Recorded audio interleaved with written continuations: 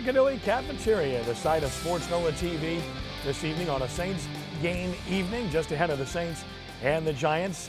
I'm Ken Trahan. Glad you've joined us for another edition of sportsNOLAtv. Piccadilly Cafeteria is at 2222 South Clearview Parkway in Metairie in the Clearview Palms Mall. Can't miss it, and we're here each and every Wednesday for our ministry luncheons, at which two of our panelists have spoken previously. So we're here to talk positive things every Wednesday about faith and sports, and we're here today to talk about sports for sportsNOLAtv. And of course, to be able to do so, we do so with a host of great analysts, including our regulars, former New Orleans Saints wide receiver Torrance Small. Torrance. Glad to be back, Ken. Glad to be back. After a good Thanksgiving. I'm a little heavier than I was last time I saw you. Yeah, his 40 time just went from a 4.5 to like a 4.8 in a matter of a couple of days. As they say at the racetrack. In the third race, Small 10 pounds over. No, just kidding. If he's 10 pounds over, we're all 20, including Brian L. Walsh of sportsNOLA.com, columnist extraordinaire. Brian. Great to be here, as always. Look at this panel. I feel honored. I feel honored to be sitting here with these guys. You know, here's the good thing about Brian. He ate a lot too, but he wore this big old baggy sweater to cover it up while we're all exposed here with our girth. I hate when that happens, but Brian, it's always a pleasure. Thanks, Ken. And of course, our special guest here this evening is a gentleman whose sausage is on display all the time here at Piccadilly Cafeteria. You want some good stuff? Man, you've got it. His smokehouse, second to none. I love it. And that's just a personal endorsement. He doesn't pay me anything. I love him. He's a wonderful man, great player, and a great guest of ours. Great to have him back. Say hi to Pro Football Hall of Famer, Saints Hall of Famer, Louisiana Sports Hall of Famer, whatever other Hall of Fame is invented. He's probably in that too. Number 57, Ricky Jackson. Ricky. Hall of Famer. Yeah, Ken, it's glad to be back, man. I was on with y'all a couple of weeks ago, and I had a great time, and glad that y'all invite me back. Well, we're going to have Ricky back more often, and of course, we hope you'll see more of Ricky on WHNO in the very near future. I got a feeling that you probably will. Of course, we're here to talk about the Saints initially, and the New Orleans Saints host the New York Giants Monday Night Football in the Louisiana Superdome, the Mercedes-Benz Superdome. We know what it is. Bottom line is it's an important game for both teams. The Giants scuffling a bit coming in. They had things under control, and they've blown two in a row. And the Saints, meanwhile, are coming off of a bye after a huge win over the Atlanta Falcons. Okay, Brian, let's start with you. Where the Saints are concerned, coming off of a bye.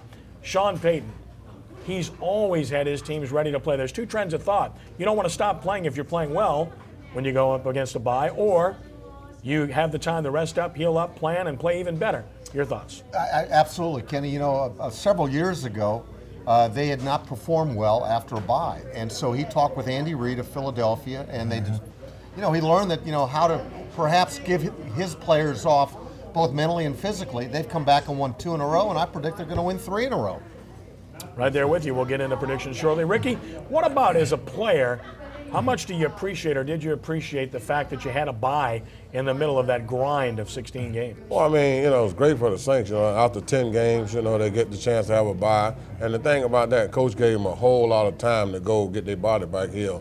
If you had a coach that give you 2 days off, don't do a whole lot for you. But he gave those guys like 5 or 6 days to just go get away from football. And that was a great time for them guys. Torrance, you were playing up until the turn of the century, so clearly it had an impact on you, and you always preferred to have that bye somewhere in the middle of the season, I would imagine. Yes, I think this is a perfect time for the Saints to have it. This that last 6 games, that's the stretch for the playoffs. Those playoff runs right there. How you end up in these last 6 games normally dictates which guy's going to be, which team's going to be in the playoffs. And I think this is the perfect time. And as you say, Andy Reid used to give us the whole week off just about.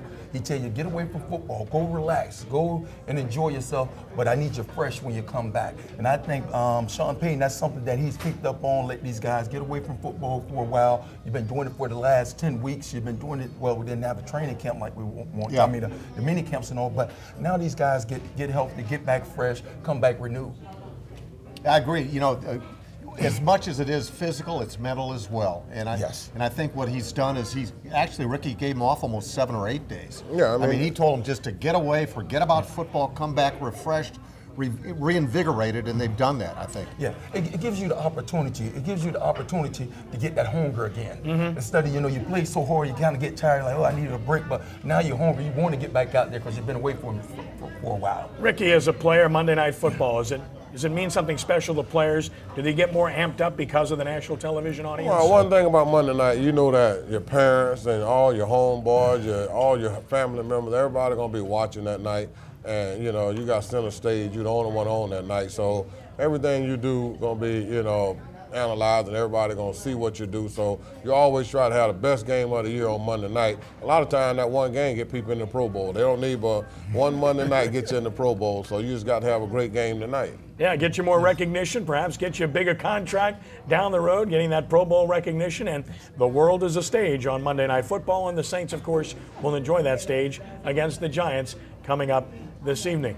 When we return in just a moment, we'll break down the matchup. We'll tell you about the key matchups to watch for. We'll tell you about the tail of the tape, who's going to win, why they're going to win, and so much more as we continue with Sports NOLA TV ahead of the Saints and Giants, live from Piccadilly Cafeteria, 2222 South Clearview Parkway in Metairie, and the Clearview Palms Strip Mall, and right here on WHNO TV, Channel 20.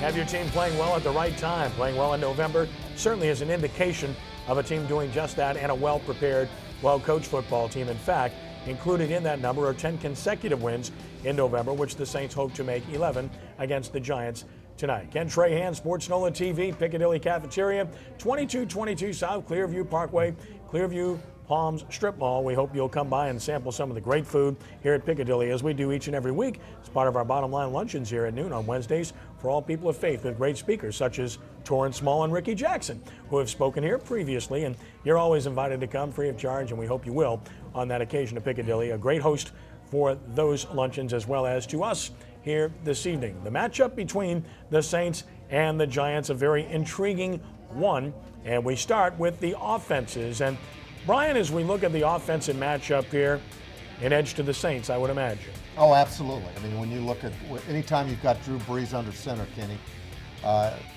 he's going to give you an edge that a lot of teams don't have. Now, Eli Manning, though, is not a bad quarterback. There's been a lot of talk about Eli Manning being an elite quarterback, and I'm not ready to put him in that class yet. Drew Brees is an elite quarterback. Eli is trying to get there, in my opinion. Couldn't agree more. I think he's in the second tier, which means he's pretty good. That's he's pretty good. He's just he's not one of those top 4 or 5. Not yet. He's being paid like one, though. He is. He really is. And that's all about playing in the New York market. And again, the numbers this year bespeak elite versus getting there. And a couple more interceptions for Brees, more touchdown passes, better completion, and more yardage for Brees overall. Ricky, one of the things about the matchup tonight is everybody wants to point to the Saints' running game not being up to snuff. It's middle of the pack, but the biggest fallacy is that the Giants run the ball well. They do not. They're right at the bottom of the league running the football, which is very unusual for the New York Football Giants. Well, I mean, they lost their key running back, and, so that made a big difference. So now they got to depend on Eli throwing the ball a lot more. And that's going to be the key. The Saints got to get a lot of pressure on Eli to make sure that they control the ball game. Of course, Torrance, when you lose Ahmad Bradshaw, it's going to hurt you. Brandon Jacobs missed some time. But the Giants' offensive line hasn't been as good overall this year, and I think that's put more pressure on Manning to throw the ball more. Whereas the Saints have had a lot of change on their offensive line, and yet overall they've still done a good enough job to give this team a chance to be very productive, averaging right around 30 points a game. Well, one thing about the NFL, it's not predicated just on the starters. And when they say team, it means everyone. Everybody is involved, even the backups. If your backups can come in and produce, you're as good as your weak link. And that's where a lot of teams are. You're finding out who are the real teams and who are not. And right now they're struggling offensively for us running the ball. They're putting a lot of pressure on Eli. He's getting it done. But I like to see these guys run the ball more, and I think that'll take a lot of pressure off of Eli. Ricky, Brees has better weapons overall. Eli's got somebody named Cruz as his top wide receiver, a tight end you've never heard of. And the Giants lost a lot. They've had injuries. They lost Steve Smith, of course, to free agency. They lost their tight end boss to free agency. So clearly the weapons belong to Drew Brees. Well, I mean, what the key to Drew Brees, a lot of people don't understand, he got the best offensive coordinator in the business and the best head coach. I mean, it ain't all about the weapon that he got. It's just got the guy design the plays. And one thing about Coach Payton, he one of the best guys in the country on designing plays and the way to beat the defense. And that's what getting them over. You can see a whole lot of teams, but if they can't design the plays and get the ball to the open guy who's open, he run the little screen well, he run the quick pass well. He just, design the offense so Drew Brees can really have success. All right, let's take a look at the defenses and comparing what we can look for in tonight's game between the Saints and the Giants. Very similar in terms of points allowed, total yards. Really, Brian, as you look at this matchup, there are a lot of similarities between these two defenses. The Giants rush the passer better than the Saints with their primary package as compared to blitzing. Maybe that's a slight edge to the Giants. Yeah, I would say that's the big difference in the defenses and the way they approach trying to get to the quarterback. Is the Giants, if you look back at 09, remember there was a 3-touchdown game, and they continued to just try to rush Brees with 4 players. They wouldn't bring extra people like, this is Greg Williams' packages. He'll bring a lot of people. If it means bringing more people to get pressure, he'll bring as many people as he can. Giants believe that they get there with 4 guys, and that's it. They're very traditional in how they approach the quarterback, getting the quarterback. Ricky, you played in a 3-4, so linebackers came after the quarterback very frequently. The Saints primarily are a 4-3 team, and yet they blitz all the time. Yeah, I mean, they blitz all the time because the 4 guys that they have going, not great one-on-one guys. So, I mean, that makes a big difference. You got to bring extra pressure from the outside and from the inside, from the linebackers and DB. That's why Hopper has so many sacks. I mean, he leading all the defensive backs with 6.5 sacks this year because he got to come so much. But if you have 4 guys that you can depend on to really get to the quarterback, well, you don't need that. He can be better in the pass coverage. But right now, they don't have that great guy that just to beat everybody and get to the quarterback. So they have to use a whole lot of guys. They're using Roman Harper correctly, Torrance. That's really his strength, is playing the run and getting after the passer rather than being in coverage. Yes, well, that's a sign of good coaching right there. Using the guy to the best of his ability. And that's one thing Ron Harper, as Ricky alluded to, he's best at rushing a passer. He's best up at the line more so than back off. And I think they're using him the right way, and he's able to show his ability. We alluded to the Giants' pass rush, and when you look at their pass rush, they have 3 or 4 guys that are very proficient at getting after the passer, but none better than Jason Pierre-Paul. Brian, this guy is your consummate specialist. He's a very good pass rusher. Absolutely, and I believe he plays over. Won't he play over Streif? Mm-hmm. Okay, yes. So that Zach Streif's going to have his hands full, and you're right. And Ricky, you said it best. The Saints do not have that elite pass rusher like the Giants do. Yes. And the Giants have 3 guys that the Saints would love to have, and Jason Tuck and O.C. Umenyiora and Pierre-Paul. So there's 3 guys that they'd love to have. Ricky, another guy that's been very good for the Giants defensively is Corey Webster of St. James High School and LSU. He's got 4 picks, and he's played very well. Yeah, the secondary pretty solid back there, but most of them, they zone cover guys. They don't have a lot of man cover guys, so that's why those 4 guys really have to try to get to the quarterback, because those guys can hold them for so long, but they're not good hip guys. They don't move very well with one-on-one, so they're going to give the Saints a big advantage when they get out there one-on-one. Torrance, can the Saints run the ball at the Giants? I think we can. I think our offensive line and the way we mix up plays and mix up formations and personnel and whatnot, I think we can create that. But we have to be who we are. We're a passing team. We pass and then we run. We're not a running to open up the pass. We do it the opposite way around. I think we stay true to who we are. We'll be okay. Let's take a look at our keys to victory for the New Orleans Saints to beat the New York Giants tonight. And we start with Brian Alley Walsh. Brian, your keys to victory for the New Orleans Saints. Well, like most games, Kenny, they've got to keep Drew Brees clean. And by that I mean not only must they not allow him to get sacked, but they've got to allow him enough time to get rid of the ball, make the smart decisions that he's prone to do. And if they can give Drew time, like they have done in the past, I don't see them having a lot of trouble. They're going to score their 30 points. I don't see them any way that the Giants can stop them. But you got to give Drew time. Ricky, your key to the game, you flip it around to the other side, right? Well, I mean, yeah, we got to put pressure on Eli. I mean, you got to keep Eli on his bike, and you got to keep him looking up at the defensive lineman from, putting a lot of licks on him. Torrance, as far as your key to the game, it really comes down to one thing, and it's always the key figure in a game. Turnover margin. I think we have to win the turnover margin, not just for this game, but for the continuing of the season. We have to win that. If you look at Green Bay is not very good on defense. They're, 30th ranked, if I'm not mistaken, but they get turnovers. That's the one key. Their defense get turnover, and with the offense they have, they capitalize. With our offense, we will capitalize, but I think we have to get turnovers in defense.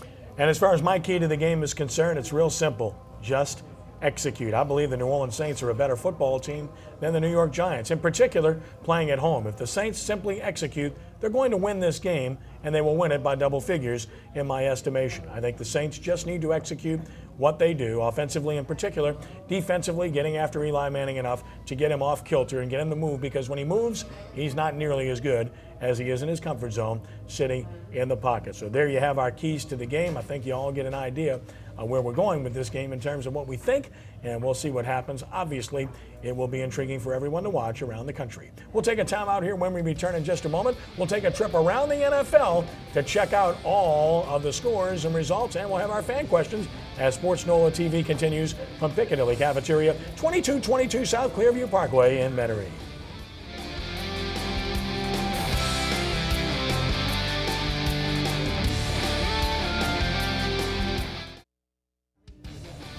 Our Sports NOLA TV trivia question of the evening. All right, folks, put your thinking caps on. Jari Evans will start his 91st straight game tonight, tying the Saints record for the most consecutive starts to begin a career. Our question is, whose record will Evans tie? Give it some thought. 91 straight starts to begin a career with the New Orleans Saints. And Evans, quite an accomplishment, will tie an accomplished player. We'll leave it at that. As Sports NOLA TV continues from Piccadilly Cafeteria, 2222 South Clearview Parkway in Metairie, Ken Trahan, Torrance Small, Ricky Jackson, Brian Alley Walsh with you. It's time to take a look at the NFC South and what has transpired this past weekend. Of course, we had games on Thanksgiving, we had games Sunday, and here are the standings in the NFC South. The Falcons, a winner, took care of business over the Vikings, got a scare for a little bit, but win by 10. Tampa Bay loses again. We dismissed them, 4 weeks ago? We were right. Carolina gets a win. Of course, they beat the Colts. Enough said. So as a result, the two-team race continues, Brian, in the NFC South. That's what it's been. We knew it would be, and that's truly what's happened. And I don't see it changing, Kenny, as the season winds Tampa Bay's done. No, these two are going to be close together. Right, they're going to be close, and it could come down to the game after Christmas on the 26th here at the Dome, which is another Monday night game. And but again, I don't think anything's changing. I see the Saints just taking care of business and moving in to represent the South in the playoffs. Ricky, Atlanta shows some character coming back from that difficult Saints loss. They've come back and taken care of business and won their games. I mean, they're a great team, and I mean, they thought they should have beat the Saints. Coach made some bad decisions in that game, and they kind of just chalked that up on, they gave one away. Carolina got a win over the Colts, and again, Carolina's going to be a force in this division, I think, within 2 years, if not by next year, because they have some talent in place. They have the quarterback in place. And I wouldn't be surprised if they surpass Tampa with the way they're progressing. Oh, yeah, I expect them by the end of the season, Carolina being on top of Tampa. Tampa is, I don't know what's going on with a young team, but they have a lot of work ahead of them. You know, the thing I agree with you, Kenny, about Carolina surpassing Tampa. The thing that has surprised me most in the division this year is Josh Freeman and how he has kind of come back to the pack. Yes. He's for some reason, something has happened. That is not the same Josh Freeman that played football last year. And they have the running game with LeGarrette Blount, so it should be able to take a little bit of pressure off of him. He just hasn't had the kind of year that most people anticipated. Let's take a look at the scores from this past NFL weekend. The Packers on Thanksgiving taking care of Detroit, and Ndamukong Suh. Don't expect him to play against the Saints next week. Ridiculous. Yes. Baltimore, the battle of the Harbaughs, winning at home, taking care of the 49ers. Good for the Saints. Cincinnati came back to beat Cleveland. This Andy Dalton is a good young quarterback. Dallas had to come back, and they showed some character to do so, beating Miami. Well, who's had more difficult losses than Miami this year? Atlanta, as we mentioned, took care of Minnesota by 10. Carolina, as we alluded to, defeating the Indianapolis Colts to keep them winless. Houston, what a story that is. My goodness. They lose Matt Schaub. Now they lose Matt Leinart, and they're down to their third quarterback. Got to win, but where are they going? Arizona, Patrick Peterson, a fourth punt return for a touchdown. That's absurd. What a player. Beat the Rams. Oakland with a big win over Chicago. That helps the Saints. The Jets rallying to beat Buffalo. Stupid penalty in the end zone by a Buffalo receiver really cost them. Tennessee over Tampa Bay, and Washington beat Seattle. Okay, Brian, anything catch your eye about the NFL card this past week? Yeah, the Texans, again, with their quarterback woes. There's the team that we had talked about. There's a team that really could contend in the AFC, and now they're down to the third-string quarterback. I believe it's T.J. Yates, right? And, Matt Leinart, I guess his good thing is that T.J. doesn't have a name of Matt. There you go. But that's the team that you think, they were going to put it together. Now they're going to win the division, I still think, even with a third-string quarterback. Yeah, New England whipped Philadelphia, and, of course, Denver beating San Diego in overtime. Ricky, anything catch your eye this past I'll tell you weekend? what, man, just like it's talking about Houston, they say they're talking to Brett Favre already, so evidently they're looking at him a good old quarterback. Torrance. But if you look at this year, it seems like the theme is backup quarterbacks. A lot of starting quarterbacks are going down. I think teams are going to have to take it, this offseason and relying in a great backup quarterback. I think that's something that's going to have to be said or addressed during the offseason now. And I look at two things. I look at Dallas's win because Dallas now is positioned in great shape to win that division. I think the Giants have a brutal schedule, including the Saints game tonight, and that's going to put Dallas in a great position to win now. They have the talent, and they just have to be consistent to do it. And then Denver, of course, being 5-1 under Tim Tebow. Will people quit bashing this guy? It's ridiculous. He has no receivers, none around him, and all they do is find a way to win. And they're doing it with late drives to tie or win games. Certainly their defense is very good, but again, those are the things that get my attention as far as this past weekend in the NFL. One of our favorite segments on the show each and every week is to allow you, the fans, to step in and ask a question, and we allow that of 3 today. And Marvin LeBlanc, State Farm agent, we know him pretty well on Central Avenue, and A.B. Flint in Metairie Road, our State Farm agents of the day, and we thank State Farm for their support of Sports NOLA TV. Our first question is for Torrance Small. State your name and fire away. My name is Nicole Harris, and my question for you today is, what's the deal with Ivory? He's staying hurt, and I want to see more of Ivory. Oh, well, one thing that we know about the Saints, we have a load of running backs. And by us having a load of running, he just have to wait till somebody go down. Right now, we don't have anybody go down. We will see him. We'll be able to see him if somebody go down. We hope not, but he's just in the numbers game right now. All right, our next question. State your name and ask your question of Ricky Jackson. Hi, Ricky Jackson. My name is Brenda Brew. I want to know where is Archie Manning and if our team will be as good as we are now with him quarterback. I mean, Archie Manning, he's in New Orleans, and he got his son, they quarterback in the NFL, but right now, Archie's just like me. He's over the hill for us playing football. So I think that, we got the best quarterback in the business. Ain't nobody getting no better than Drew Brees. And Roger about the only one close to him. Yeah, and Archie will be at the game tonight, too. Right. And pulling for his son, as you might imagine, but respecting the Saints. Our third question is for Brian Alley Walsh. Comes from a great host here who has us here every Wednesday for our luncheons on Wednesdays and has us here today. Fire away, fire your name and fire your question for Brian. My name's Ryan Rousset. I got an offbeat question. Let's go back to this LSU game. Y'all seen the LSU game this week? Uh-huh. The coach all happy with Arkansas beating us 14-0, hooping and hollering on the side of the field. My question is, what happened to the coach at the end of the game with the handshake? Did anybody notice, or was that just me? Oh, yes. Brian? Ronnie, everybody recognized what you saw. I don't know what else to say other than you had a spoiled sport there. You know what? It's easy to be a winner. It's easy to be on top. It's another thing to be a good loser. And in the case, Bobby Petrino was taking exception to what he thought Les Miles was running up the score. All Bobby's got to do is look back maybe a week or two earlier. I thought he ran up the score against Mississippi State, same position. So, you know what goes around comes around, and this happened to come around in Bobby Petrino's half. We thank all of our fans for their questions. You can come join us each and every week to ask your questions at our show and wherever we're at on that particular week. We'd love to have you do so and fire away and give our guest panel a challenge as far as Petrino is concerned. Totally classless. His line was classless. His handshake was classless. And you don't stop playing the game. That field goal made it a 24-point lead. 21 is still 3 touchdowns, and Arkansas has a good offense. You don't stop playing in that situation. No problem at all with what Les Miles did in any way, shape, or form. Petrino He's a really good coach, especially at the college level. He does not garner a lot of respect from his peers as a result of the way he conducts himself, and I think you saw evidence of that against LSU. When we return in just a moment, we're going to put Brian Alley Walsh on the hot seat. We're going to ask about LSU and who they should play in the BCS National Championship game, should they get there, which they should, of course, but that's another topic as well, which we'll discuss in just a moment when we continue with Sports NOLA TV from Piccadilly Cafeteria, 2222 South Clearview Parkway in Metairie.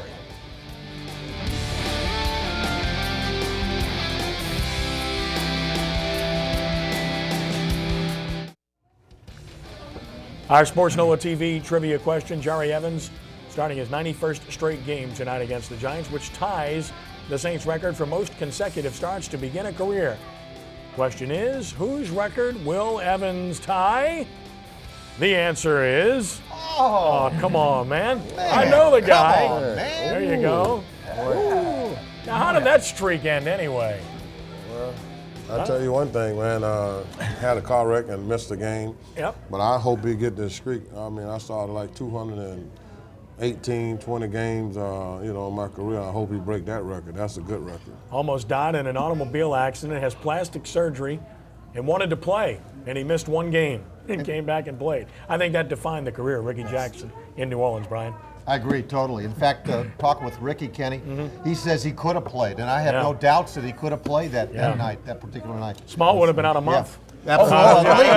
Oh, there's no doubt about that. Let me tell you, they don't make guys like that anymore. Man. They don't make them anymore. Let me tell you, Sam Mills told me something one day my first year. There's a lot of guys that were in the training room, and all the guys were beat up. He said, "Oh man, tell me you're not in there." I said, "No, I'm okay, man. I'm okay." He said, "See all those guys hurt?" He said, "Those microwave guys."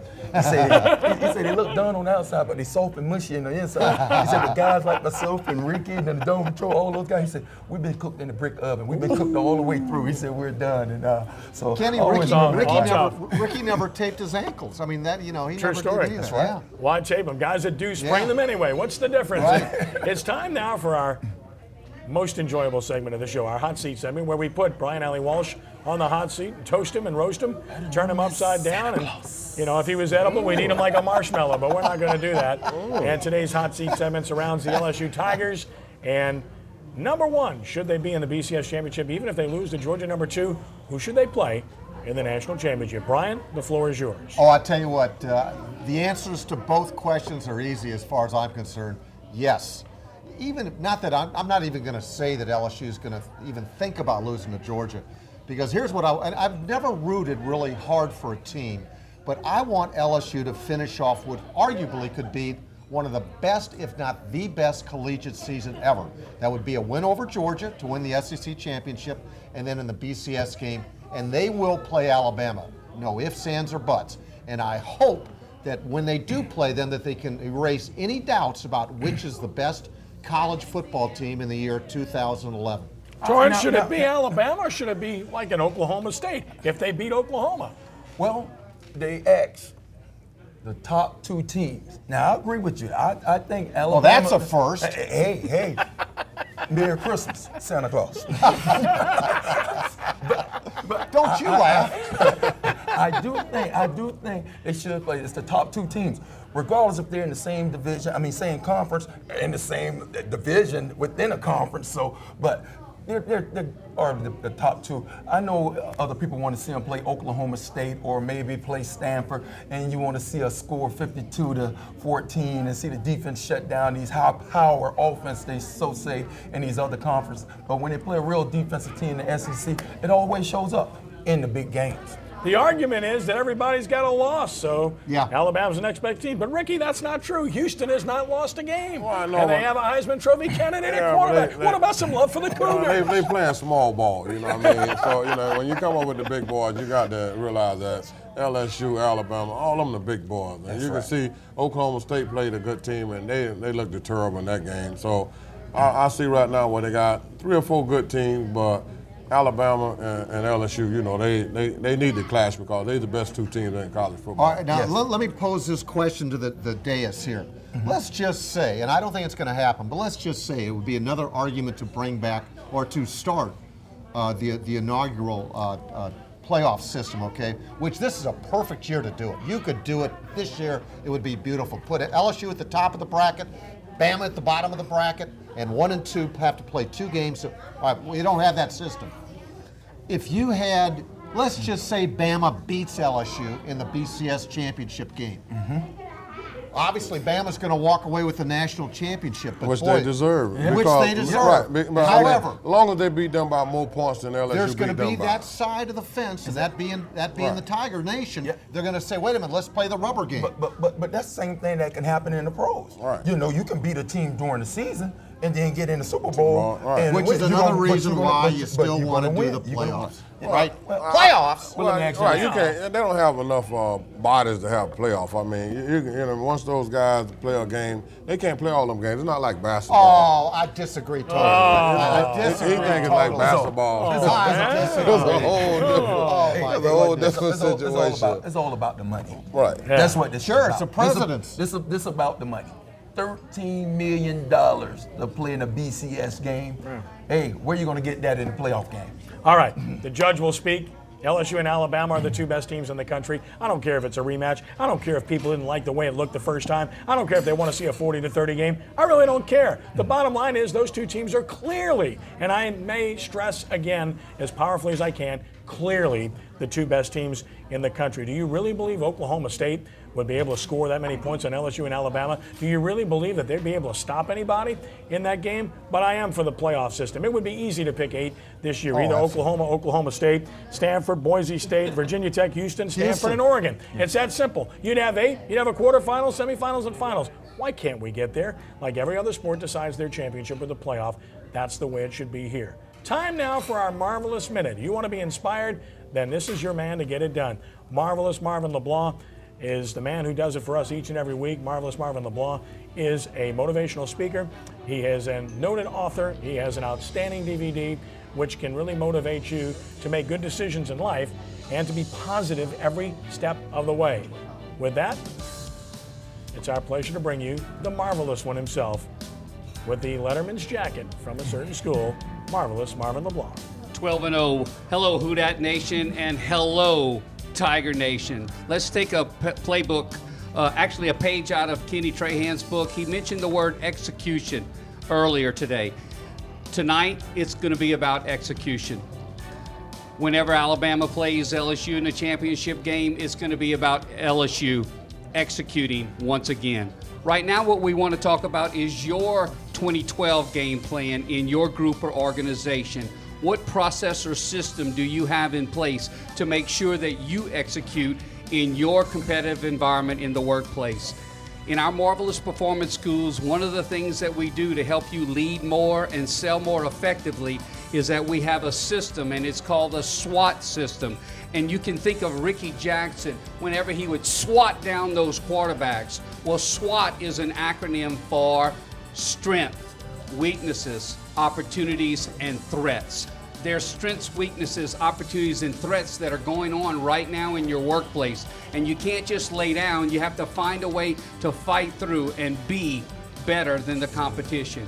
MarvinLeBlanc.com/TV actually has available for you the book, Come Hell or High Water, Life Lessons from Hurricane Katrina. If there's any way that I can help you, by all means call me. And remember, peace, love, and much more gumbo. Back to you, Kent. Thank you, Marvin. Come hell or high water. When we return in just a moment, we'll talk about LSU Arkansas, show you some highlights, talk about Tulane's coaching search, and much more as sportsNOLAtv continues from Piccadilly Cafeteria, 2222 South Clearview Parkway in Metairie.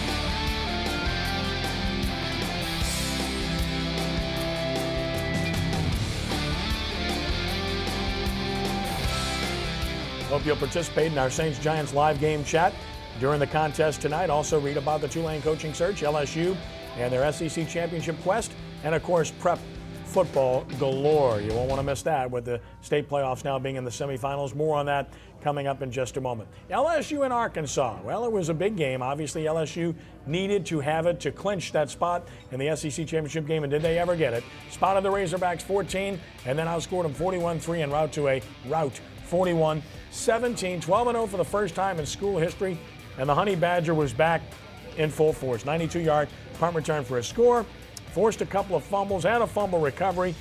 Kenny Hilliard coming through big time from Patterson for the Tigers, who were absolutely dominant in this game. Taking a look at some of the highlights, Arkansas started quickly, and they had receivers open throughout the first half, jumping on top 7-0, and you had to be a little bit concerned, Brian, as you watched the early going of this game. Absolutely. The way they started, Kenny, in Tiger Stadium, it made you think about it, but you know, you always kept feeling that LSU is going to show up. They're going to show up, and they did.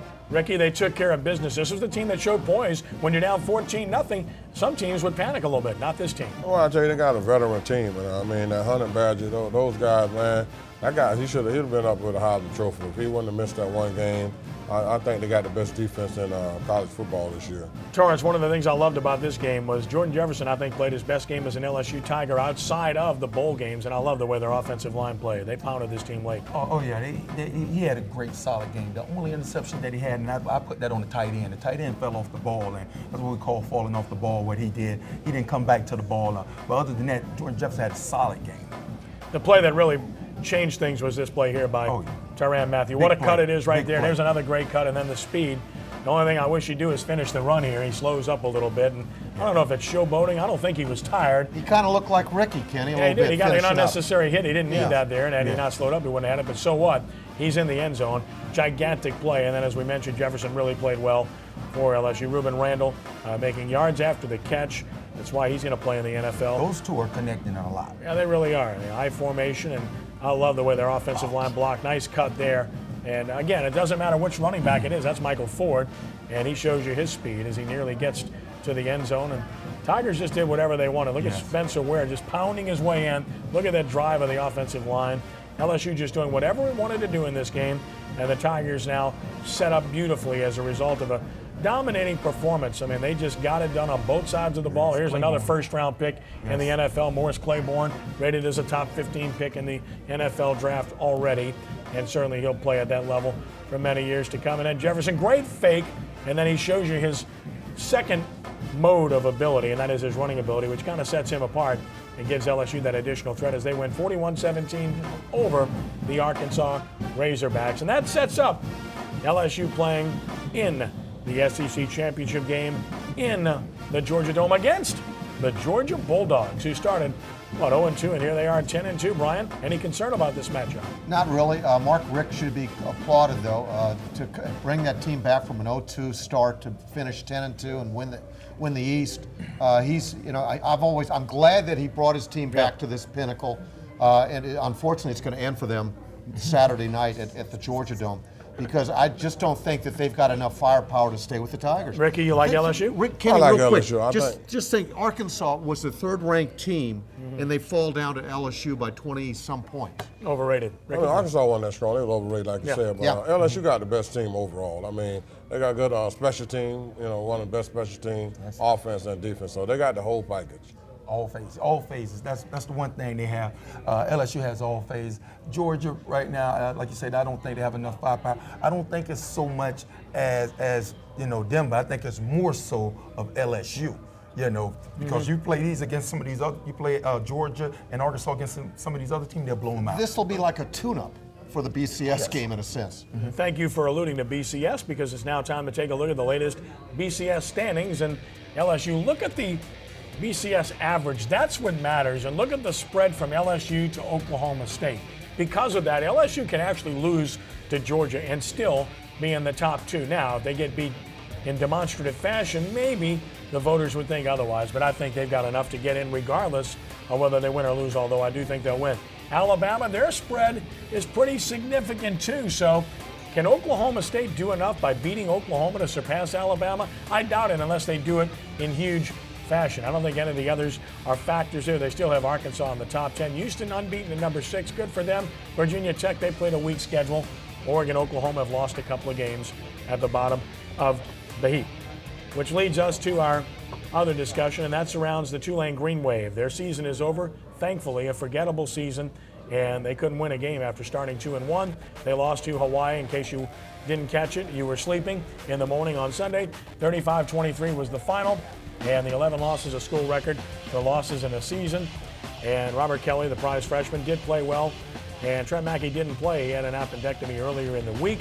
Williams Darkwood did a good job, but overall, very disappointing season for Tulane. And now the big story is the coaching search, Brian, and clearly they have to get something done and get it done now. The whole reason for dismissing Bob Toledo in midseason was to get a head start on getting a coach, and they never got one, and the season's over now. Yeah, and as you see, today is Monday, and a lot of teams are already letting some of their coaches go, so they need to they need to name their guy this week, and I think they will. No truth to the rumor that Ricky Jackson and Torrance Small will be the new Tulane. They could be on the coaching staff. Not me.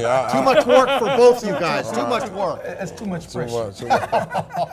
It is time now to turn our attention to our prep player of the week for sportsNOLAtv. He is quarterback Matt Bergeron of Mandeville High School. Bergeron against Ruston, 10 of 18 passing, 215 yards, 4 touchdowns. Mandeville shut out Ruston 26-0. The left-hander getting it done. He's had a terrific season, and he has Mandeville in the state semifinals for the first time in school history. Congratulations to Matt Bergeron of Mandeville High School, as he clearly has earned that right. One team that's had a marvelous season that came to an end in Monroe against the Neville Tigers. The McDonough 35 Ron Eagles of Coach Wayne Reese. They reached the quarterfinals for the very first time in his program's history. Jude Young profiles McDonough 35 and talked with Coach Wayne Reese.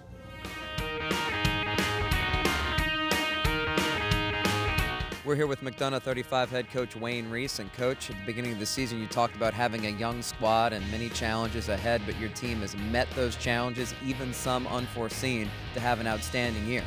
Yes, they have. I tell you, for us to get in the playoff, win 2 games in the playoff, that's an unforsaken thing for McDonough 35.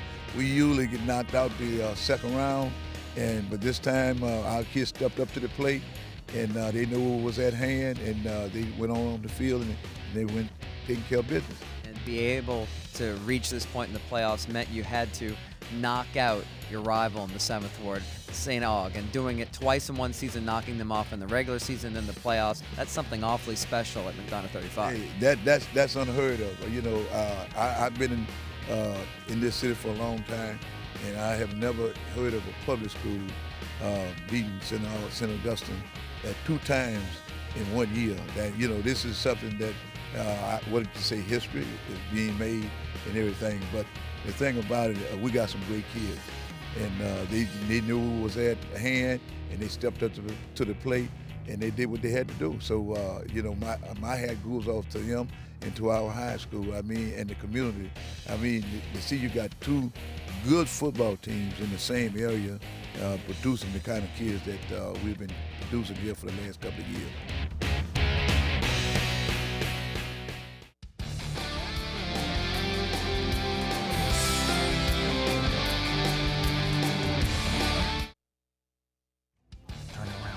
Piccadilly Cafeteria, 2222 South Clearview Parkway in Metairie.